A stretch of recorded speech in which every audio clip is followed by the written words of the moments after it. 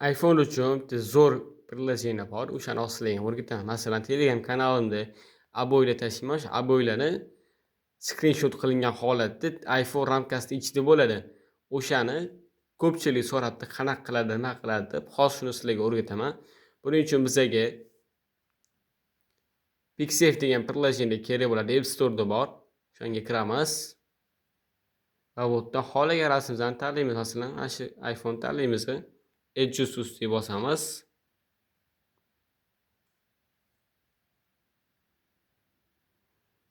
Keyin bu yerdan xohlagan razmer to'g'irlab olsangiz bo'ladi. Keyin Toolsga o'tamiz tepadan. Bu yerdan telefon ikonkasi bor, o'shani ustiga bosamiz. Bitta rangni tanlaymiz. Yana telefon ikonkasini ustiga bosamiz.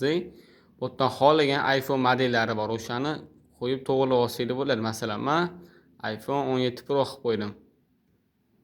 Orange rangini tanlaymiz. Mana orange rangni iPhone 17 Pro. Bu приложение pulli bo'ladi, lekin uni tekin qilib ishlatsa bo'ladi. Pozitsiyaga bosamiz.